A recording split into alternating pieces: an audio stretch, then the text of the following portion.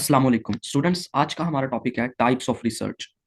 Research क्या होती है, एक अच्छी रिसर्च की कैरेक्टरिस्टिक्स क्या है, रिसर्च प्रॉब्लम कैसे बनाते हैं। अगर आपको ये सब नहीं पता तो आपको लिंक डिस्क्रिप्शन में मिल जाएगा, आप उन वीडियोस को देख के इन चीज़ों के हवाले से एक अंडरस्टैंडिंग ले सकते हैं। तो आज का हमारा टॉपिक है टाइप्स ऑफ रिसर्च। अब जो रिसर्च है वो एक बहुत ब्रॉड टर्मिनोलॉजी है, बहुत एक फैला हुआ एक फिनोमिना है। रिसर्च हर सब्जेक्ट में पाई जाती है, हर फील्ड में पाई जाती है, हर लेवल पे रिसर्च की जाती है। तो रिसर्च की जो टाइप्स हैं, रिसर्च की जो कैटेगराइजेशन है वो भी डिफरेंट मीन्स के ऊपर होती हैं। यानी रिसर्च की सिर्फ एक ही तरह की कैटेगरीज नहीं है, बल्कि रिसर्च की टाइप्स डिफरेंट बेसिस की बुनियाद पे मुख्तलिफ हैं। तो आज हमने जो रिसर्च की टाइप्स एड्रेस करनी है वो सिर्फ और सिर्फ दो जो रिसर्च की टाइप्स हैं, जो रिसर्च की types on the base of application है, उनको हमने आज देखना है। तो रिसर्च की जो टाइप्स मैंने आपको बताया काफी ज्यादा फैली हुई हैं, रिसर्च की काफी सारी कैटेगरीज हैं, लेकिन ये जो तीन बेसिस आपके सामने लिखी हुई हैं, इनकी बुनियाद पे रिसर्च को कैटेगराइज किया जाता है। सबसे पहले रिसर्च को कैटेगराइज किया जाता है on the base of application, यानी रिसर्च का आउटकम क्या होगा, रिसर्च किस लिए की जा रही है, मकसद क्या है रिसर्च का। ठीक है, what is the application of research. On the base of application research की हमारे पास सिर्फ दो कैटेगरीज हैं, प्योर रिसर्च जिसको हम बेसिक रिसर्च भी बोलते हैं,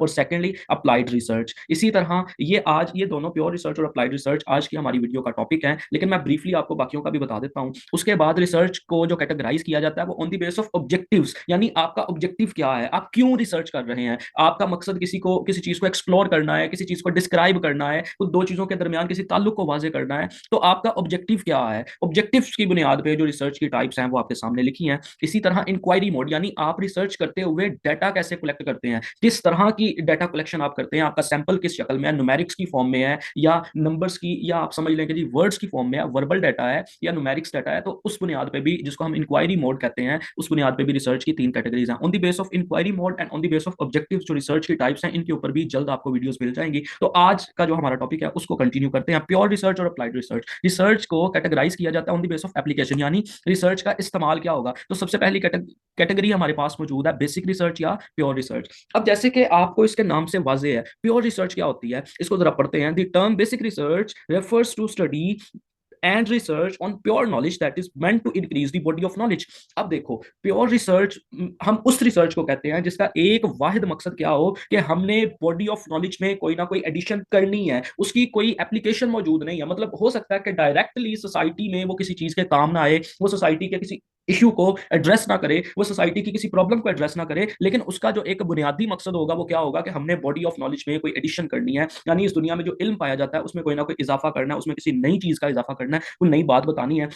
इसको हम क्या बोलते हैं, प्योर रिसर्च या बेसिक रिसर्च बोलते हैं। जैसे मिसाल के तौर पे अगर एक नॉवल के अंदर कोई खास किस्म का थीम है और आप उसके ऊपर रिसर्च करते हैं, आप इवैल्यूएट करते हैं कि इसमें ये फला मटीरियलिज्म का थीम है या पावर का कोई थीम इसमें मौजूद है, तो ठीक है, वो है सोसाइटी में शायद वो यूज ना हो, लेकिन बॉडी ऑफ नॉलेज में एक एडिशन जरूर होगी। तो इस तरह की रिसर्च को हम प्योर रिसर्च बोलते हैं या बेसिक रिसर्च बोलते हैं। इसके लिए अक्सर मैं एक फ्रेज यूज करता हूँ, research for the sake of research, कि हमने रिसर्च करनी है क्योंकि हमने रिसर्च करनी है, इसकी कोई सोशल एप्लीकेशन आपको नजर नहीं आती। अलबत्ता बॉडी ऑफ नॉलेज में एडिशन जरूर होती है, किसी एक चीज के हवाले से आप न्यू डाटा डिस्कवर करते हैं, आप कोई नया एनालिसिस देते हैं, आप कोई नई एनोलॉजी पेश कर सकते हैं। तो इस तरह की रिसर्च को हम प्योर रिसर्च बोलते हैं। This type of research is often purely theoretical with the intent of increasing or our understanding of certain phenomena or behaviour, but does not seek to solve or treat these problems. जैसे कि मैंने आपको पहले बताया कि इस तरह की रिसर्च में हमारा सोलो मकसद क्या होता है कि किसी भी थ्योरेटिकल चीज को इवेल्युएट करो, किसी भी चीज के ऊपर एनालिसिस दे दो, कोई भी एनालॉजी ड्रा कर लो, किसी में से कोई थीम इवेल्युएट कर लो, किसी कॉन्सेप्ट को इलेबोरेट कर दो। इस तरह की सारी चीजें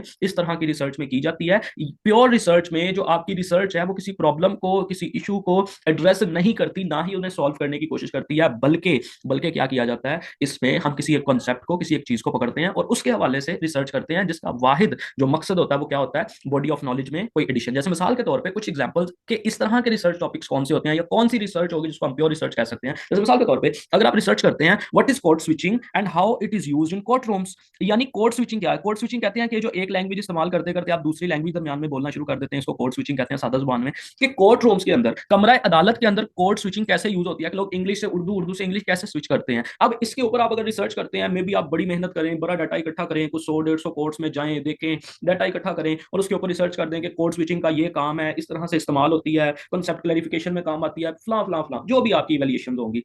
अब देखो, इस रिसर्च से बॉडी ऑफ नॉलेज में तो एडिशन हो रही है, बॉडी ऑफ नॉलेज में तो कोई एक नए नॉलेज का, एक नए डाटा का इजाफा हुआ है, लेकिन ये किसी प्रॉब्लम को सॉल्व तो नहीं करता, ये किसी इशू को एड्रेस तो नहीं करता, इसका कोई प्रैक्टिकल एप्लीकेशन तो मौजूद नहीं है, तो इस तरह की रिसर्च को हम प्योर रिसर्च बोलेंगे। ऐसे ही अगर आप कहते हैं कि एक पोम एक पोइट ने लिखी है, ठीक है, ऑन हिज ब्लाइंडनेस है, या कोई और नज्म है वो किसी ने लिखी है, अब उसके अंदर स्टाइलिस्टिक डिवाइसेस कौन कौन सी यूज हुई हैं, बेशक आप उसको इवेल्युएट करें, आप उसके ऊपर रिसर्च करके आपने कर दिया, या उस नज्म में कोई थीम कौन सा था, तो आपने ये कर तो दिया, लेकिन इसकी कोई एप्लीकेशन नहीं है। अलबत्ता जो आपने किया वो रिसर्च ही कहलाएगी, और इसे हम प्योर रिसर्च या बेसिक रिसर्च बोलते हैं। ऐसे ही एक तीसरी एग्जांपल कि आप किसी एक राइटर को पकड़ के कहते हैं कि क्या ये राइटर एग्जिस्टेंशियलिस्ट है, या ये राइटर रियलिस्ट है या नहीं है, इसके ऊपर आप रिसर्च करते हैं, आप जज करते हैं कि इसका ये जो पीस ऑफ राइटिंग है, इसका ये जो पीस ऑफ लिटरेचर है, इसके अंदर कौन से एलिमेंट्स पाए जाते हैं, किस लिटरेरी ट्रेडिशन के एलिमेंट्स इसकी राइटिंग के अंदर है, इसकी बुनियाद पे आप उसकी कोई इवैल्यूएशन या कोई फाइंडिंग्स तो अपनी दे देते हैं कि ये राइटर रियलिस्ट है, या ये राइटर एग्जिस्टेंशियलिस्ट है, या ये नेचुरलिस्ट राइटर है। अलबत्ता ये जो आपकी रिसर्च है वो रिसर्च तो है, लेकिन किसी प्रॉब्लम को सॉल्व नहीं करती, किसी प्रैक्टिकल फिनोमिना को सर्व नहीं करती,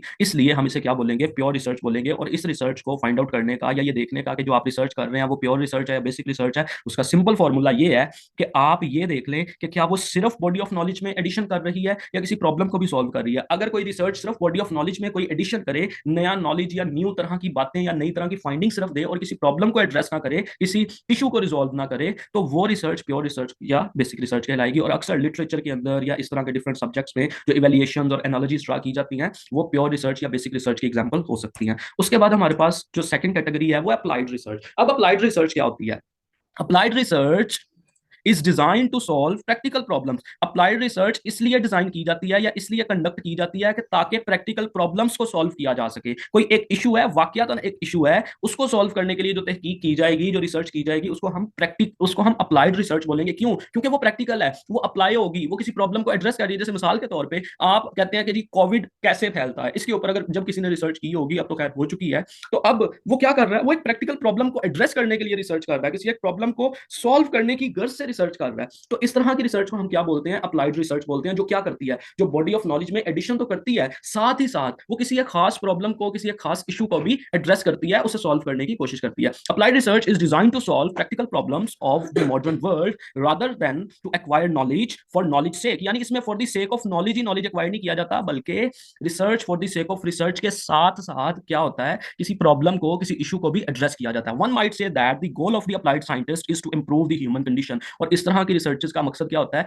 कि इंसानों की हालत को बेहतर किया जा सके, कोई ऐसा काम किया जा सके जिससे क्या हो, जिससे कोई बेहतरी आए, जिससे कोई इशू सॉल्व हो, जिससे कोई मामला इंसानों के बेहतर हो। जैसे मिसाल के तौर पे आजकल एक बहुत बड़ा एआई टूल जो कि बड़ा छाया हुआ है, चैट जीपीटी। अब अगर कोई इस पे रिसर्च करता है, how much effective the chat GPT is for humans, कि इंसानों के लिए चैट जीपीटी कितना इफेक्टिव है, इसके लिए वो काफी सारा सैंपल इकट्ठा करेगा, डाटा एनालाइज करेगा और फिर फाइंडिंग्स देगा। अब जो ये फाइंडिंग्स होंगी, ये मे भी इंसानों के लिए फायदेमंद हो, इसके प्रैक्टिकल पर्पसेज हो, ये प्रैक्टिकली इसको हम अप्लाई करके इससे कुछ सीख सकें, इससे कुछ हासिल कर सकें। तो इसलिए देखो, बॉडी ऑफ नॉलेज में तो एडिशन होगी, लेकिन साथ ही साथ एक इशू या एक प्रॉब्लम, एक फिनोमिना, उसको भी एड्रेस किया जाएगा, जिसको हम बाद में प्रैक्टिकल लाइफ में या रियल लाइफ में यूज कर सकते हैं। तो इसलिए ये रिसर्च अप्लाइड रिसर्च कहलाएगी। इसी तरह does computer aided instruction improve student learning, यानी कंप्यूटर के जरिए क्या इंसान बेहतर तरह से सीख सकते हैं, बच्चे बेहतर अंदाज से सीख सकते हैं कि नहीं। या इसी तरह grade system enhance creativity among students और नॉट, ये जो ग्रेड सिस्टम है क्या वो स्टूडेंट्स में क्रिएटिविटी बढ़ाता है कि नहीं बढ़ाता। अब ये जो रिसर्च होगी इसमें वैसे ही आपको डाटा इकट्ठा करना पड़ेगा, सारा मामला वैसे का वैसा करना पड़ेगा, लेकिन जो आपकी फाइंडिंग है ना, उनकी कोई प्रैक्टिकल, उनको प्रैक्टिकल भी किया जा सकता है, या उनकी कोई आप समझ लें कि एप्लीकेशन भी होगी, उनकी एप्लीकेशन के एतबार से भी अहमियत मौजूद होगी। वो बॉडी ऑफ नॉलेज में आपकी रिसर्च एडिशन तो करेगी, साथ ही साथ किसी प्रॉब्लम, किसी इशू